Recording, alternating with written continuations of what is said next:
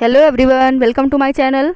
My today's topic is nucleus, that is related with chapter cell. We will study about chapter cell, and now we will turn to topic 12.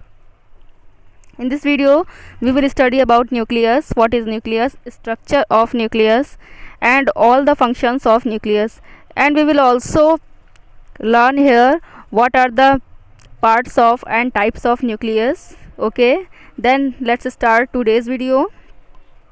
My today's video is nucleus. Let's start. The nucleus is control center of cell. We will know very well what is the control unit of cell. Then that is nucleus. Nucleus is the control center of the cell. Means ये क्या करेगा, nucleus cell के सभी activities को control करेगा. Okay. Now second is it was discovered by Robert brown इन 1831. 1831 में Robert brown ने इसकी डिस्कवरी की थी. किसकी? न्यूक्लियस की. ठीक है. इन अ प्लांट सेल. किस में करी थी? प्लांट सेल में करी थी. तो प्लांट सेल में रॉबर्ट हुक ने सबसे पहले सेल को देखा था. ठीक. नेक्स्ट हम लोग देखते हैं, a cell typically contain a single nucleus but some cells are multicellular too. बोल रहा है जो कॉमन सेल होती है वो सिंगल न्यूक्लियस रखती है. ये है हमारा सेल और सेल के अंदर ये न्यूक्लियस पोर्शन है. ठीक है. सेंट्रल पोर्शन में होता है. तो जनरली एक सेल में एक ही न्यूक्लियस होता है, लेकिन कुछ ऐसी सेल्स भी हैं जो मल्टी न्यूक्लिएटेड होती हैं, जिसमें मल्टी न्यूक्लियर होता है, न्यूक्लियस होता है. ओके. नेक्स्ट आगे हम लोग आते हैं, plant cells with more than nucleus. More than one आप यहाँ पर लगा लीजिए, थोड़ा मिसप्रिंट है. More than one nucleus are called coenocytes. ठीक है. ऐसी सभी सेल्स जिसमें एक से ज़्यादा न्यूक्लियस होंगे, more than one nucleus, then it is called coenocyte cells. Okay. In some cells nucleus is not found, but कुछ ऐसी भी होती हैं सेल्स जिसमें न्यूक्लियस एब्सेंट होता है. तो ऐसे सेल्स को हम लोग क्या बोलेंगे? ऐसी सेल्स को हम लोग बोलेंगे ए न्यूक्लिएटेड सेल्स. ठीक है. ए न्यूक्लिएटेड. नाउ नेक्स्ट क्या है, दिस टाइप्स ऑफ सेल. यहाँ पर हम लोग थे, in some cells nucleus is not found. These types of cells are called as anucleated cell. ठीक है. मैंने आपको बता दिया है, जिसमें न्यूक्लियस नहीं होगा उसे हम लोग क्या बोलेंगे? ए न्यूक्लिएटेड बोलेंगे. ठीक है. हम लोग पोजीशन पे आ जाते हैं कि इसकी पोजीशन क्या होती है किसी भी सेल में. तो न्यूक्लियस की एक सेल में क्या पोजीशन होती है देखते हैं हम लोग. The position of the nucleus in this cell varies according to cell type. Means क्या है, इसकी पोजीशन सेल के टाइप पर डिपेंड करेगी. ठीक है. Generally it is in the centre of the cell.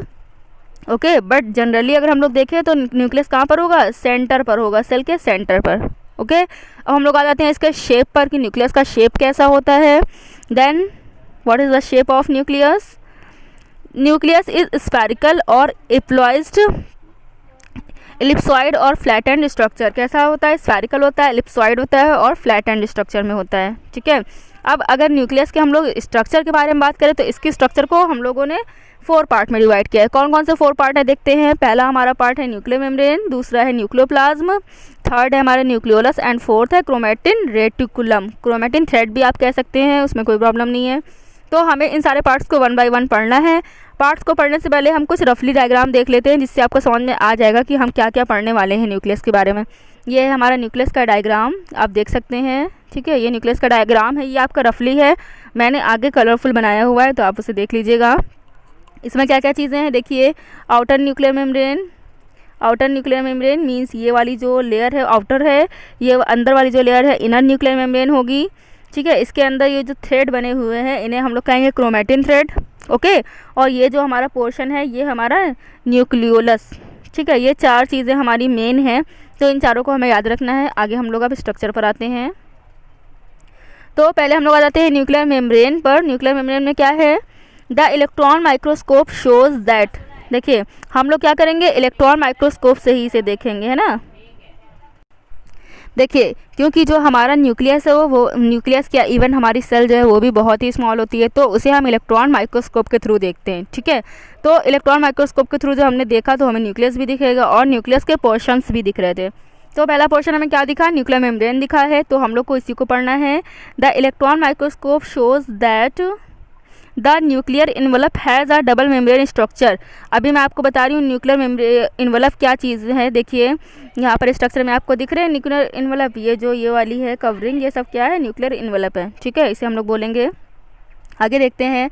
Then क्या हो जाएगा, न्यूक्लियर इन्वेलप हम लोगों ने देख लिया है, ठीक है। The electron microscope shows that the nuclear envelope has a double membrane structure, आप लोगों ने देख लिया है। The inner and outer membrane enclosed the perinuclear materials are exchange between nucleoplasm and cytoplasm through nuclear pores. क्या means है, देखिए जो न्यूक्लियर इन्वेलप है उसमें पोर्स भी होते हैं छोटे छोटे। ये पोर्स क्या करते हैं, ये पोर्स साइटोप्लाज्म यानी कि जो लिक्विड फिल होता है सेल में, साइटोप्लाज्म, और जो लिक्विड फिल होता है न्यूक्लियस में यानी न्यूक्लियोप्लाज्म, ठीक है। सेल में फिल होने वाला फ्लूइड क्या कहलाता है, साइटोप्लाज्म, और जो न्यूक्लियस में फ्लूइड फिल है उसे हम लोग क्या कहते हैं, न्यूक्लियोप्लाज्म कहते हैं। तो इन दोनों प्लाज्म के बीच कनेक्शन बनाने का काम कौन करता है, न्यूक्लियर मेम्ब्रेन करती है। और न्यूक्लियर मेम्ब्रेन में जो पोर्स पाए जाते हैं, ये पोर्स यही क्या करते हैं, मटेरियल को एक्सचेंज करने का काम करते हैं। देखिए आप लोग डायग्राम में देखिए, आप लोग को समझ में आ जाएगा। ये देखिए न्यूक्लियर पोर्स हैं और बाहर हमारा क्या पड़ा हुआ है, सब साइटोप्लाज्म पड़ा हुआ है। तो क्या करेगा साइटोप्लाज्म, ये हमारी न्यूक्लियस है, ठीक है। तो साइटोप्लाज्म न्यूक्लियस के अंदर और न्यूक्लियस के बाहर मटेरियल को ट्रांसफ़र करता है, कौन, न्यूक्लियर पोर, ओके। तो यही चीज़ मुझे बतानी थी, ओके। नेक्स्ट है हमारा न्यूक्लियोप्लाज्म। तो न्यूक्लियोप्लाज्म आप लोग जानते हैं, मैंने भी बता दिया है, वो फ्लूइड जो कि न्यूक्लियस के अंदर फिल होता है उसे हम लोग न्यूक्लियोप्लाज्म कहेंगे, ओके।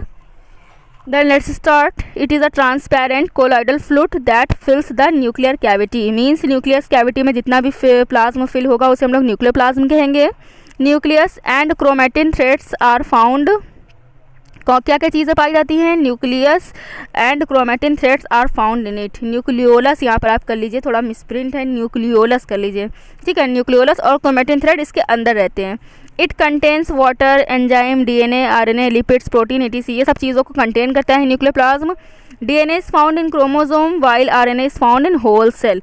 अगर डीएनए और आरएनए की बात करें तो डीएनए सिर्फ क्रोमोसोम में रहता है, ठीक है, लेकिन आरएनए जो है वो पूरी सेल में पाया जाता है। तो ये हमारा हो गया सेकंड पार्ट। अब हम लोग आ जाते हैं न्यूक्लियोलस पर। न्यूक्लियोलस मैंने बता दिया था, जो हमारा ये देखिए मैंने स्टार्टिंग में ही बताया है, ये जो आपका सॉलिड पोर्शन है ये आपका न्यूक्लियोलस है, लिखा हुआ भी है, ठीक है। तो देखते हैं nucleolus. It is a relatively large spherical body with in the nucleus. ये न्यूक्लियस में एक बड़ी स्ट्रक्चर होती है जो कि सॉलिड होती है, ठीक है। In many plants and animal cell there is one nucleus but the number of nuclei present in each nucleus depend upon the species and the number of chromosome. देखिए वैसे बोल रहा है कि हर न्यूक्लियस में एक ही न्यूक्लियोलस होता है, बट कुछ ऐसी भी एनिमल और प्लांट सेल हैं जिनमें मोर देन वन न्यूक्लियस पाए जाते हैं, ठीक है, न्यूक्लियोलस पाए जाते हैं। तो ये किस चीज़ पर डिपेंड करता है कितने न्यूक्लियोलस होंगे, ये सेल के स्पीसीज़ पर और क्रोमोसोम के नंबर पर डिपेंड करता है कि एक सेल में या एक न्यूक्लियस में कितने न्यूक्लियोलस होंगे, ओके। नेक्स्ट है हमारा position of the nucleolus within the nucleus depend upon the chromosome are associated with it, मैं ये बता चुकी हूँ, ठीक है। और न्यूक्लियोलस में और क्या क्या चीज़ें होती हैं, in nucleolus 85% protein, 10% RNA and 5% DNA are present. ये है हमारा कंपोजिशन किसका, न्यूक्लियोलस का। न्यूक्लियोलस के अंदर ये सारी चीज़ें होती हैं, ठीक है।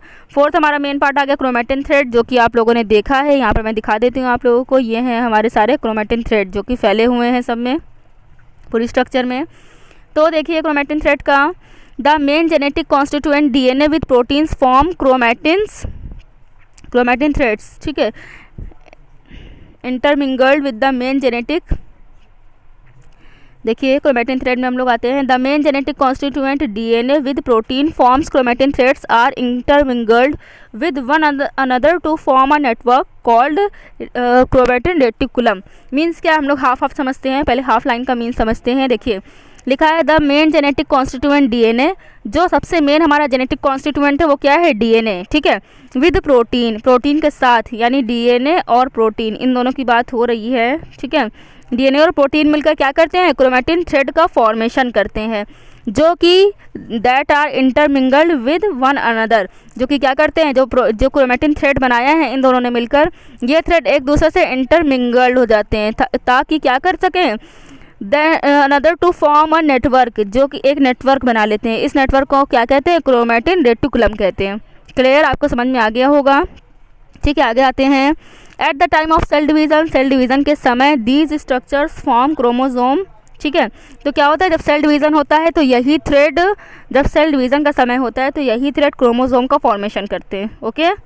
Jeans are found in each chromosome इस क्रोमोसोम में जीन्स भी पाए जाते हैं which carries heredity characters from one generation to next, जो कि क्या करते हैं कैरेक्टर को एक जनरेशन से दूसरी जनरेशन में ले जाते हैं।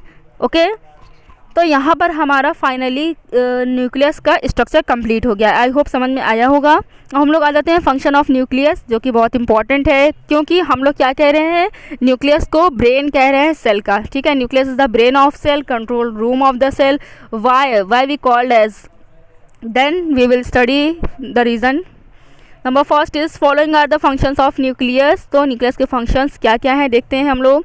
पहला हमारा फंक्शन है यहाँ पर nucleus control all vital activities of the cell, so this is called as control room of cell. Means nucleus cell में होने वाली सभी वाइटल एक्टिविटीज़ को कंट्रोल करता है। Okay, now next is nucleus contain chromosome. Nucleus chromosome contain करता है, अभी हम लोग पढ़कर आ रहे हैं। क्रोमोसोम हमारा एक बहुत ही इंपॉर्टेंट सेक्शन है, जो कि हम लोग आगे की वीडियोज़ में पढ़ेंगे। आपको अच्छे से बताऊंगी क्रोमोसोम क्या होता है। अभी आपको सिर्फ नाम समझ लेना है, जो कि बस ये आपको इतना समझना है कि बहुत इंपॉर्टेंट होता है। ठीक है, then nucleus contain chromosome which carry heredity characters. ये क्या करता है, कैरेक्टर्स मीन्स क्या है, जैसे कोई कैरेक्टर आपके फादर में या मदर में है तो वो कैरेक्टर आपके अंदर आ गया। जैसे आपके फादर टॉल हैं तो आप भी टॉल होंगे, या आपकी मदर का कलर फेयर है तो आप भी फेयर हैं। तो ये क्या होता है, हेरिडिटी से होता है। ठीक है, कैरेक्टर्स एक जनरेशन से दूसरी जनरेशन में ट्रांसफ़र होते रहते हैं। ये काम कौन करता है, इस चीज़ के लिए रिस्पॉन्सिबल होता है क्रोमोसोम। तो क्रोमोसोम में इंपॉर्टेंट हुआ ना। ठीक है, तो इसका काम मतलब क्रोमोसोम कहाँ पाया जा रहा है, तो न्यूक्लियस में पाया जा रहा है। ठीक है, न्यूक्लियस में प्रेजेंट होता है, इसलिए न्यूक्लियस हमारे क्या इंपॉर्टेंट है। आगे हम लोग आते हैं, during cell division heredity characteristics are transmitted from generation to next generation by nucleus. Means क्या हुआ, ड्यूरिंग सेल डिवीज़न के समय जब हेरिडिटी कैरेक्टर्स क्या होते हैं, ट्रांसमिटेड होते रहते हैं एक जनरेशन से दूसरी जनरेशन में, तो इसमें पार्टिसिपेट कौन करता है, न्यूक्लियस करता है, जो कि हम लोग ऊपर भी ये पॉइंट पढ़ चुके हैं। थोड़ा टफ है लेकिन समझ में आने वाली बात है। तो अगर आप लोगों को कोई प्रॉब्लम हो तो आप लोग कमेंट सेक्शन में कमेंट करके पूछ सकते हैं। अब हम लोग आ जाते हैं इसके इंपॉर्टेंट सेक्शन में, जो कि है इसका डायग्राम आपको बनाना मस्ट है। ओके, तो हम लोग इसका डायग्राम देख लेते हैं। ये है न्यूक्लियस का डायग्राम, बहुत ही क्लियर इसी तरह से आपको बनाना है। तो इसमें सब चीज़ दिख रही है। मैं नीचे से स्टार्ट करती हूँ। सबसे बेस पोर्शन पर आपका लिखा है न्यूक्लियर इन्वलप, दिख रहा है ना आप लोगों को, न्यूक्लियर इन्वलप ये है। ठीक है, डबल मेम्ब्रेनस जो कि है, तो इसे हम लोग क्या कहेंगे, न्यूक्लियर इन्वलप कहेंगे। उसके ऊपर है न्यूक्लियर पोर, आप लोगों को दिख रहा होगा। थर्ड पार्ट पर है न्यूक्लियोप्लाज्म देख लीजिए, मीन्स न्यूक्लियस के अंदर जितना भी फ्लूइड फिल है उसे हम लोग न्यूक्लियोप्लाज्म कहेंगे। क्रोमैटिन डला हुआ है, क्रोमैटिन जो भी थ्रेड्स हैं इसके अंदर प्रेजेंट उन सभी को क्रोमैटिन कहेंगे। फिर इसके न्यूक्लियस के बीच में एक सॉलिड पार्ट है जिसे हम लोग न्यूक्लियोलस कहेंगे। और एक इंपॉर्टेंट चीज़ है एंडोप्लाज्मिक रेटिकुलम। एंडोप्लाज्मिक रेटिकुलम हम लोग लास्ट वीडियो में पढ़कर आ रहे हैं।